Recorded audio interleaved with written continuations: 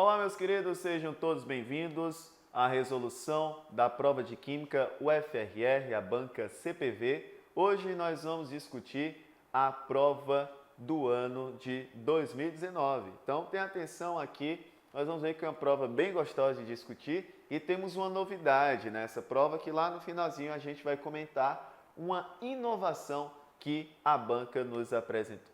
Siga então comigo na primeira questão vestibular 2019. Uma equipe de cientistas no Japão acaba de iniciar um dos projetos mais apaixonantes da física nos últimos tempos, a busca do elemento 119 da tabela periódica. Um novo elemento batizado temporariamente de unênio, ou seja, 119 em latim, inauguraria uma nova linha, seria a oitava linha da tabela periódica, proposta lá em 1869 pelo químico russo Dmitry Mendeleev. A ordem da primeira coluna recitada de cor por qualquer estudante ficaria assim: hidrogênio, lítio, sódio, potássio, rubídio, césio, frâncio e agora o elemento de número atômico 119, o unânio. Embora essa síntese ainda esteja em fase preliminar, caso o novo elemento venha a ser confirmado, seria possível afirmar que o unânio seria o quê? Letra A. Ficará localizado no primeiro período e na família 8A? Não, né? A gente sabe que ele iria inaugurar uma fileira, inauguraria uma fileira lá no oitavo período, mais da primeira coluna, né? Então, da primeira coluna e não da família 8. Será o elemento menos eletronegativo na tabela periódica? Olha, vamos lá. Se ele está na primeira coluna, lá embaixo, ele será o elemento mais eletropositivo. Vamos recordar aqui, porque recordar é viver, que se esse elemento encontra-se na primeira coluna da tabela periódica, aqui embaixo, inaugurando a oitava fileira, ou seja, o oitavo período, ele sendo o mais inferior e mais à esquerda, seria o mais eletropositivo. O mais eletropositivo é o menos eletronegativo, que é o que está sendo afirmado na letra B. Será o elemento menos eletronegativo da tabela periódica. Lembra que eletronegativo vai ser agora o contrário, né? Vai estar lá do outro lado, mais acima, que é justamente o elemento flúor, já que a gente exclui a família 8A, ok? Então, a nossa afirmação será a letra B. Será o menos eletronegativo, isso justifica porque ele será o mais eletropositivo. Tudo bem? Terá configuração eletrônica semelhante à de um gás nobre? Não, muito provavelmente será semelhante ao dos elementos da família 1A, na última camada apenas. Possuirá propriedades químicas semelhantes ao elemento sódio, aí até então verdadeiro, porque ele vai se encontrar na mesma coluna. Mais alto potencial de ionização? Não, baixíssimo potencial de ionização, porque ele será muito eletropositivo. Então não vou precisar dar muita energia para ele se ionizar, liberando o elétron. Tá? Lembra da definição de energia ou potencial de ionização, que é a energia necessária para arrancar um elétron da eletrosfera. Como ele já é eletropositivo, vai ser o mais eletropositivo, lembremos também da definição de eletropositividade, que é a capacidade de doar elétrons. Tudo bem? Então, se ele já quer doar, não precisa apresentar uma energia muito alta. Em sala de aula eu sempre digo que é o caso de quando eu vou ser assaltado. Antes do assaltante me dar uma coronhada, bater, gastar muita energia comigo, eu já estou entregando o celular, beleza? Então ele não vai gastar energia comigo, eu irei apenas facilitar a vida dele. Então o potencial de ionização aqui para os eletropositivos é baixo. Letra E, formará compostos com halogênios na proporção de 1 para 2. Na verdade será na proporção de 1 para 1, já que ele pertencerá a uma coluna que terá como característica a perda de um elétron só. Os halogênios ganham um elétron, segundo a teoria do octeto, então ficará de 1 para 1. Vamos verificar nossa resposta adequada, a letra B. Será o elemento menos eletronegativo da tabela. Você que é aluno Acadêmico News vai encontrar essa questão na nossa apostila Química Geral, volume 1. Depois dê uma olhadinha lá no módulo de tabela periódica. Seguindo com a segunda questão, dizendo o seguinte: considere a reação de neutralização total entre oxiácido formado pelo calcogênio do terceiro período no seu maior estado de oxidação, hidróxido composto pelo metal mais eletropositivo com 3 níveis eletrônicos. A fórmula química e a respectiva nomenclatura do composto formado são. Vamos verificar o seguinte: o oxiácido, primeiro, para ser oxiácido tem que ser um ácido oxigenado. Veja, novamente funções inorgânicas. 17, 18 e 19 exigindo nessas 3 edições funções inorgânicas dos senhores vestibulandos. Para ser oxiácido tem que ser um ácido oxigenado formado por um calcogênio. Aí vamos lembrar que calcogênio quer dizer o quê? Elemento da família 6A do terceiro período. No terceiro período você tem uma tabela periódica na prova para recordar que se é terceiro período da família 6A, bom, o primeiro não existe, né? Nós não temos o primeiro período. O segundo período é oxigênio e o terceiro é enxofre. A gente lembra que a família se chama os 7 porquinhos, né? Oxigênio, enxofre, selênio, telúrio e polônio, ok? Então, terceiro período, aqui nós temos o enxofre. No seu maior estado de oxidação, portanto, será NOx mais 6. E aí, qual será o oxiácido em que o enxofre tem NOx máximo? Será hídrico, sulfuroso ou sulfúrico? O sulfúrico. Portanto, nós temos o H2SO4. Se você calcular o NOx do enxofre aqui, vai dar mais 6. Muito bem. Depois ele fala que nós temos o hidróxido, ou seja, uma base composto pelo metal mais eletropositivo com 3 níveis eletrônicos. Bom, no terceiro nível, o mais eletropositivo, primeiro, para ser mais eletropositivo tem que estar na família 1A. A gente aprendeu isso, inclusive no item anterior. Tem que estar mais à esquerda. E com 3 níveis, então, será quem? O primeiro nível da primeira coluna, apesar de não pertencer à família 1A, é o hidrogênio, não pertence à família 1A. Depois, o segundo nível, lítio, aí assim, será da família 1A. E o terceiro nível é o sódio. Portanto, nós estamos falando do hidróxido de sódio, NaOH, que ao reagir numa neutralização total, a neutralização ácido-base, vai produzir o sulfato de sódio, Na2SO4, mais água, H2O. Daí então nós vamos encontrar na letra C a nossa resposta, Na2SO4, e o nome é sulfato, termina com ato porque ácido sulfúrico termina com ico, todo mundo que termina com ico vai produzir íons que terminam com ato, sulfato de sódio, ok? Lembrando aos senhores que isso aqui é uma dupla reação, ou seja, uma dupla troca, também chamada de reação de permutação, onde nós temos uma neutralização ácido-base como exemplo. São sinônimos, dupla troca ou permutação. Fechado? Então aqui foi exigido dos senhores reação inorgânica e funções inorgânicas, mais uma vez funções inorgânicas sendo um tema muito importante. Então você não é corajoso o suficiente para deixar de estudar funções inorgânicas. Você não vai ter essa ousadia de negligenciar funções inorgânicas porque é um assunto muito cobrado de vocês. A prova de Química Geral foi bem tranquila nesse ano, 2019, né? Onde nós encontramos aqui assuntos bem leves, bem tranquilos de serem resolvidos. Terceira questão. Há exatos 100 anos ocorria um dos maiores naufrágios da história, o do transatlântico RMS Titanic, com a nossa querida Rose e o nosso querido Jack. Né? Dos 2.201 ocupantes, dentre eles a Rose e o Jack, mais de 1.000 morreram. Né? Nós tivemos aí 1.490 morreram. Talvez nenhuma outra catástrofe marítima tenha tido impacto tão forte na opinião pública. Leonardo DiCaprio era o Jack. Né?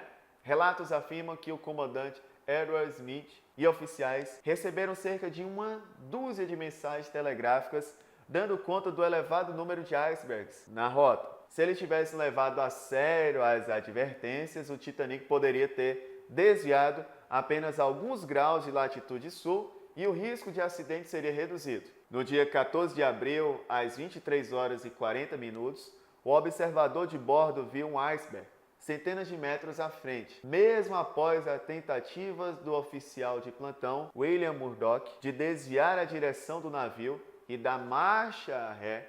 O impacto se deu em apenas 37 segundos. Então, de quando ele viu até o impacto, apenas 37 segundos. Isso porque estava a algumas centenas de metros, para ver como que esse navio andava rapidamente. Vamos entender aqui que nós temos o iceberg, né, com todas as suas dimensões, né, 120 por 30 por 220 metros. E aí nós vamos verificar que essa imagem deixa claro que a parte visível do iceberg é muito menor que sua submersa, região atingida pelo choque com o Titanic. Parte de cima foi atingida pelo Titanic. Com base nessa afirmação, pode-se afirmar que após o impacto, vamos verificar então. Letra A. O volume total do iceberg não foi alterado. Claro, foi alterado sim o volume dele, né, porque quebrou, né, foi partido. Letra B. A densidade do iceberg diminuiu, pois o volume também diminuiu. Se o volume diminuiu, a densidade dele aumentou, né? Então, são inversamente proporcionais. Então, a densidade do iceberg diminuiu, pois o volume deveria aumentar, mas o volume não aumentou, ele perdeu massa, né? Diminuiu o seu volume. Como densidade e volume são diretamente proporcionais, a gente para por aí, porque densidade e volume, densidade é massa sobre volume, são, portanto, inversamente proporcionais, pois se multiplicam, né? Então, já para por aí. Letra D. A densidade do iceberg não sofreu alteração porque a relação entre massa do gelo acima do nível do mar e abaixo dele permaneceu constante. A gente sabe que houve aqui, quebrou um pouquinho, né, do iceberg. E na letra E. A densidade do iceberg não foi alterada, pois se trata de uma propriedade específica da matéria. Vamos então aqui verificar que a densidade do iceberg não muda, porque vamos considerar que é gelo somente água, H2O, ok? Apesar de ser água com sais, mas vamos considerar que a água do mar, nesse caso, é só H2O. Portanto, a densidade do iceberg não foi alterada, pois se trata de uma propriedade específica da matéria. Mas a densidade do navio foi alterada porque o seu volume foi mudado, já que o volume do navio sofreu alterações por conta do impacto. A gente sabe que na indústria naval segue o princípio básico de que a densidade do barco não pode ser maior do que a densidade do ambiente que ele se encontra, justamente o mar. Então, por isso que um navio, inclusive, flutua no mar. Lembram, senhores, que densidade é uma propriedade específica da matéria para as substâncias. Para os corpos, essa densidade varia de acordo com o volume. Por isso que o Titanic afundou. Nós temos aí o seu volume sendo alterado por conta do impacto, entrou inclusive água dentro dele, então além de mudar o volume, aumentou a massa, e aí diminuiu o volume aumentando massa, a densidade vai aumentar, e aí o navio afunda e nós conhecemos toda a história, né? A Rose não resgatou o Jack e aí nós tivemos a maior sacanagem em relação a uma relação que tinha tudo para dar certo entre Jack e Rose lá no filme do Titanic. Vamos seguindo então, tocando o barco, falando em barco, vamos para a primeira questão de físico-química, né? Na verdade, aqui ele tenta se redimir com aquela questão do vestibular 2017 que teve o seu gabarito alterado. Ele traz agora, talvez, acredito eu que seja o mesmo autor, uma questão bem elaborada dessa vez. Quarta questão, físico-química, vai falar sobre hidrólise de sais. Os fertilizantes para fins agrícolas normalmente contêm 3 ingredientes principais. Primeiro, nitrogênio, uma forma combinada, normalmente com sulfato de amônio, para o crescimento das folhas. Segundo, fósforo, para o desenvolvimento das raízes, geralmente na forma de fosfato, ligeiramente solúvel, como superfosfato, fosfato de cálcio. tratado com ácido sulfúrico, H2SO4 concentrado, ou superfosfato triplo, tratado com ácido fosfórico. Beleza, tudo bem. Terceiro, íons potássio, necessários para a floração, frequentemente fornecidos como sulfato de potássio. Considerando um solo de região que tenha sofrido efeitos da chuva ácida, a substância presente nos fertilizantes mais apropriada para torná-los mais adequados ao plantio. Primeiro, você iria pesquisar substâncias básicas. Nós não temos substâncias básicas aqui, só temos sais, mas vamos recordar que alguns sais sofrem hidrólise. Veja só, o fosfato de cálcio Ca3PO4, ao sofrer dissociação iônica, libera cálcio 2+, mais fosfato PO4 3-. Esse camarada aqui, ele advém de um ácido fraco. Portanto, se ele vem de um ácido fraco, ele sofrerá hidrólise, portanto, reagirá com água. Então, PO4 3-, reage com água, ele vai retirar esse hidrogênio da água, se transformando em ácido fosfórico, H3PO4, e vai sobrar da água que foi quebrada a sua ligação, OH-. Portanto, é um sal de caráter básico que vai corrigir a acidez desse solo sofrido por conta da chuva ácida. O macete é lembrar que se é o ânion que vem de origem fraca, vai liberar ânion. E entre H+ e OH-, o ânion é o OH-. Portanto, será sal de caráter básico. Onde que eu estudo isso? No módulo de hidrólise. NH4,2SO4 vem de uma base fraca. Base fraca vai sofrer hidrólise produzindo, como o amônio é um íon positivo, vai liberar H+. Então, não é o que eu quero, porque iria aumentar a acidez do solo. Ácido sulfúrico também, porque é ácido. H3PO4 também, porque é ácido. E sulfato de potássio é sal neutro, então não iria corrigir a acidez do solo, ok? Então, de fato, nossa resposta é letra A de amor. Vamos seguindo, então, para a quinta questão, PSS2, onde nós vamos encontrar agora a cinética química com a lei de velocidade. Ele diz o seguinte: uma reação entre três reagentes químicos acontece de tal forma que, se dobrarmos a concentração do reagente A, mantendo fixas A de B e C, a velocidade dobra. Ora, então, são diretamente proporcionais, velocidade e concentração de A. Toda vez que eu dobro, ela dobra também. Então, o meu coeficiente aqui é 1. Se dobrarmos a concentração de B e mantermos inalteradas as demais, a velocidade se multiplica por 8. Então, se é 8V e B foi duplicado, é porque ele tem coeficiente expoente 3.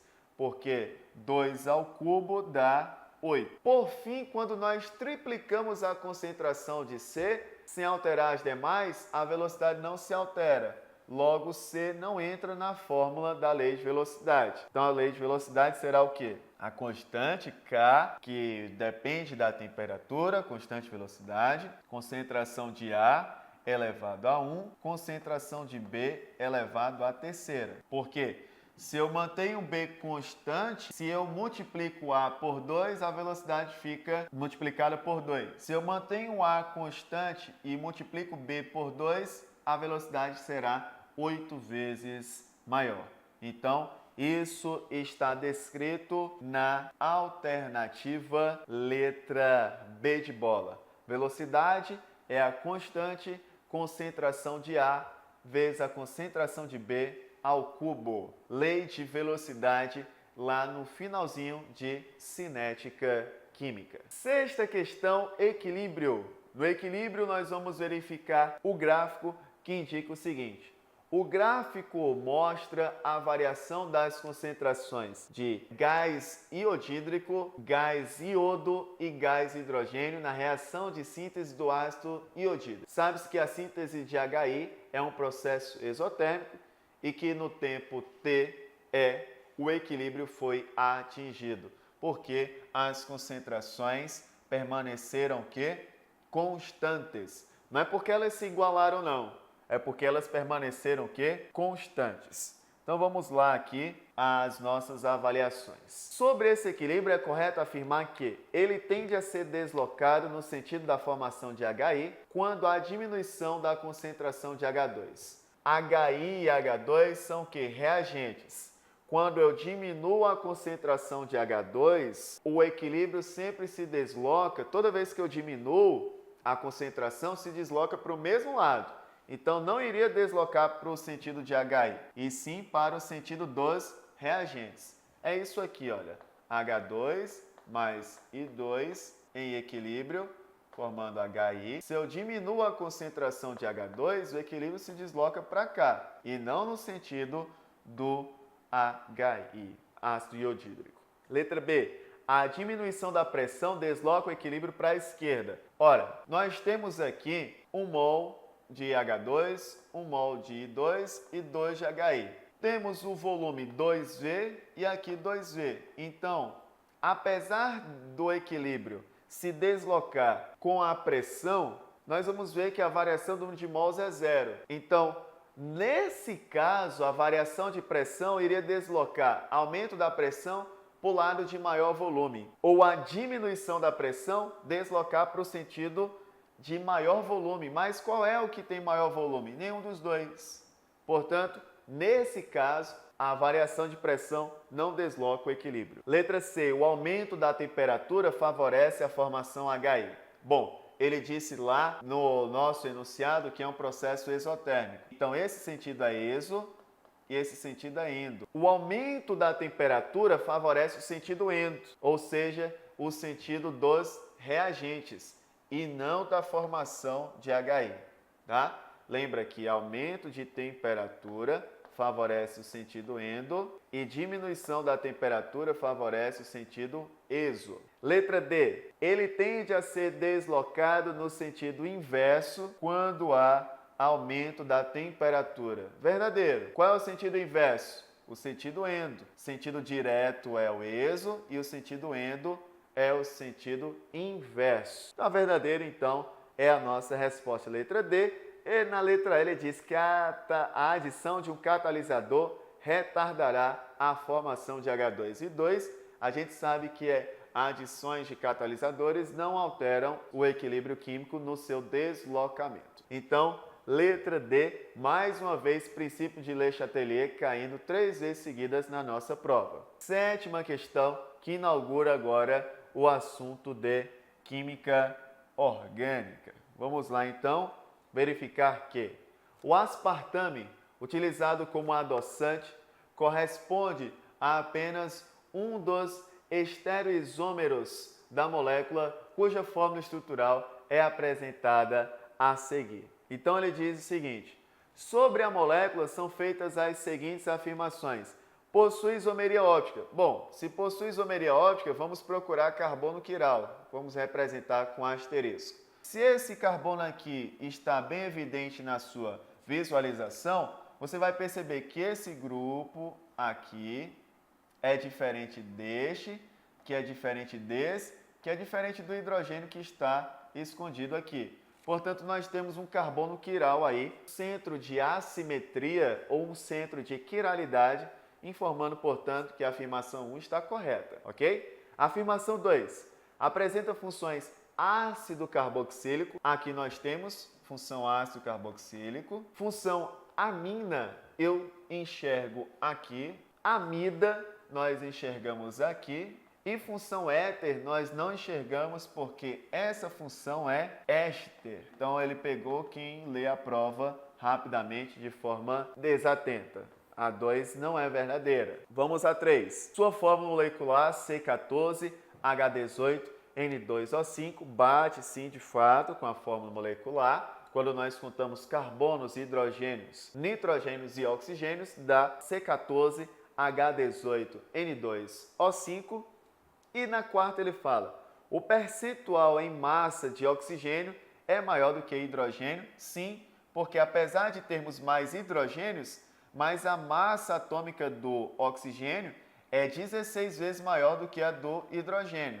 enquanto nós temos uma massa atômica de 1 unidade para o hidrogênio, para o oxigênio é 16. Então, enquanto 16 hidrogênios vão equivaler a apenas 1 oxigênio, a gente tem 5 oxigênios. Então, 5 oxigênios, certeza, tem um percentual muito maior do que hidrogênios. Portanto, a afirmação 4 também será verdadeira. 1, 3 e 4. Portanto, marcamos a letra D, já está aqui, a letra D, 1, 3 e 4. Não tem afirmação sim. Análise de quiralidade para dizer se tem atividade óptica, grupos funcionais, análise de fórmula estrutural para transformar em fórmula molecular. É a parte inicial do capítulo do módulo de funções orgânicas. Oitava questão, nós vamos entender agora também um assunto pouco explorado no vestibular da UFRR, que ele dá esses compostos fenólicos que são utilizados como antioxidantes, cosméticos e combustíveis, e aí ele vai falar sobre a solubilidade. Então atenção, porque a solubilidade em água será proporcional à quantidade de hidroxilas. Então aqui, por exemplo, eu tenho um solúvel, aqui também outro solúvel, mas esse aqui, olha, é muito mais solúvel porque tem mais hidroxilas. Esse aqui também é solúvel em segundo momento. Então, o PG eu diria que é a substância mais solúvel, depois o TBHQ, o segundo mais solúvel. Professor, entre esses dois de cima que tem a mesma quantidade de hidroxilas, qual será o mais solúvel, o que tem menos carbonos aqui? Então, esse camarada tem 3CH3 e esse aqui tem 6. Então, na ordem, eu diria que é, primeiro, o nosso PG, em segundo lugar, o TBHQ, ok? Em terceiro lugar, BHA e, por último, o BHT. Vamos verificar se de fato é isso. A ordem de solubilidade, de fato é PG é o mais, ele colocou em ordem crescente, né? Mas o PG é o mais solúvel em água, depois o TBHQ, depois o BHA e por último o BHT. A sequência em ordem crescente. Portanto, vocês vão lembrar que a solubilidade de substâncias orgânicas vai depender da quantidade de hidroxilas. É tão interessante que vitaminas hidrossolúveis serão assim classificadas porque vitamina C, por exemplo, que é hidrossolúvel, tem muita hidroxila na sua composição. As lipossolúveis ou tem pouca hidroxila ou tem muito carbono na forma de CH3. É uma maneira da gente comparar a solubilidade das substâncias orgânicas. E vamos agora para a nossa última questão da prova 2019, que vai entregar para a gente um assunto de química orgânica, mas será cobrado novamente estequiometria.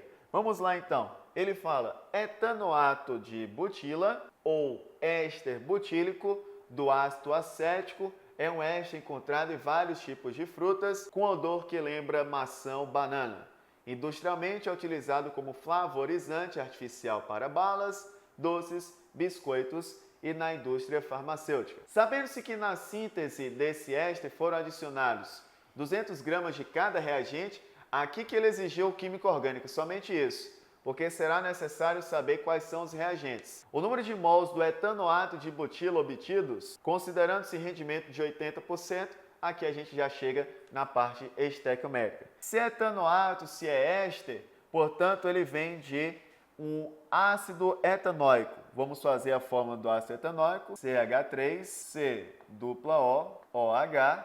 Se é de butila, é porque vem do álcool butanol. Portanto, terá 4 carbonos. Nós vamos fazer uma síntese por desidratação também, retirando água. E aí nós vamos formar o nosso éster. Qual vai ser a fórmula do nosso éster?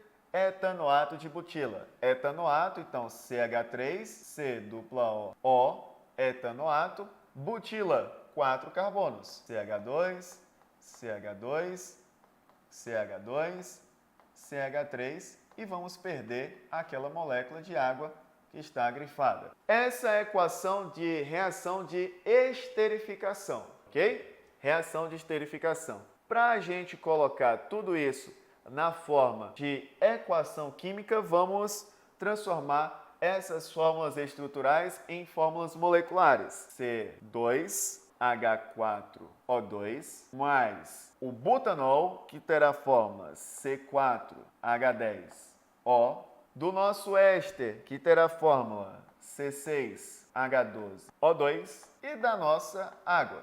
Então, nós vamos agora balancear. Tá tudo de 1 para 1. Essa parte aqui a gente não perde tempo. Sempre o balanceamento de uma reação de esterificação é de 1 para 1. Temos um problema de reagente excesso limitante, porque cada reagente tem 200 gramas.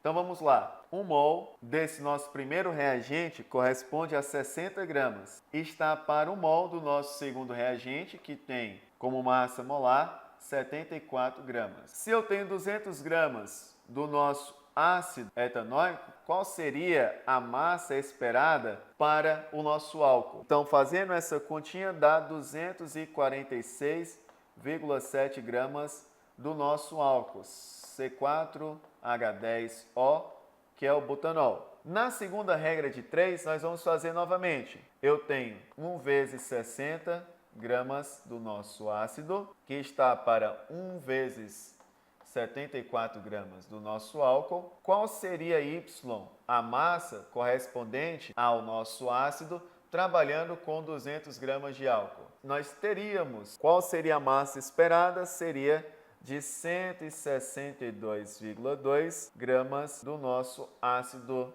etanóico. Vamos agora comparar. 246,7 era o que deveria ser esperado,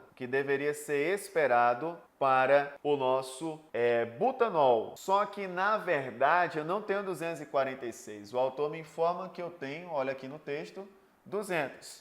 Portanto, esse é o nosso limitante. Bom, se ele é o nosso limitante, é a partir dele que nós vamos calcular agora o número de mols do meu produto. Então, 1 mol, que corresponde a 60 gramas do meu ácido etanóico, que é fórmula C2H4O2, está para 1 mol do meu éster formado. O meu éster tem fórmula C6H12O2. Se eu estou trabalhando com 200 gramas do nosso C2H4O2, qual será a massa correspondente a ele? Então, ao fazermos essa análise, lembrando o seguinte, também é importante a gente verificar que é sempre a partir do limitante. Então, veja só, eu tenho 200 gramas do nosso reagente, né? Temos 200 gramas do nosso reagente. Era para eu ter 246. Era para eu ter 246 de C4H10O. Então, se era para eu ter 246 e eu tenho somente 200 do nosso butanol, será ele o limitante. A sua massa molar, aqui é 74, ok? A massa molar do butanol é 74. Então, será ele o nosso limitante. Então, 1 vezes 74, a forma, que eu coloquei aqui foi do nosso ácido acético, né? O ácido etanóico. É 1 vezes 74, vamos colocar aqui em cima, que é o cálculo correto.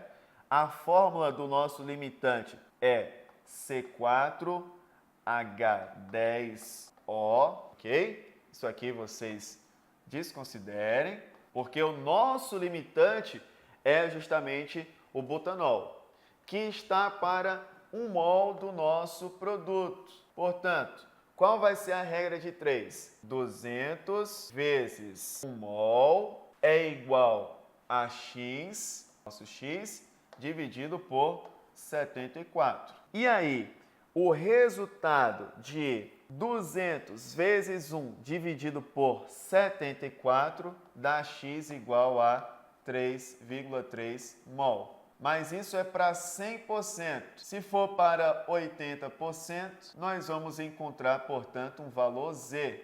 100% era a resposta se o autor não tivesse exigido que iríamos trabalhar com 80%. E aí, quando nós fazemos 3,3 mols estão para 100%, 80% estarão para Z, a nossa resposta será 2,16 mols. Tudo bem? De fato, é 2,16.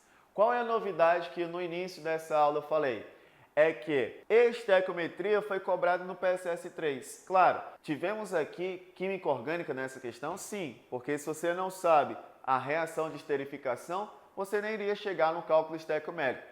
Mas no final a questão teve mais trabalho no aspecto estequiométrico do que no aspecto orgânico. Podemos cobrar assuntos de química geral na etapa 3? Sim, porque eu não posso exigir o contrário, de quem está na etapa 1 saber coisas da etapa 3. Mas quem chegou em química orgânica passou pela etapa 1 e pela etapa 2. Então, tomemos cuidado porque assuntos das áreas 1 e 2 podem ser cobrados na 3, como foi no vestibular na nossa edição de 2019. Tudo bem?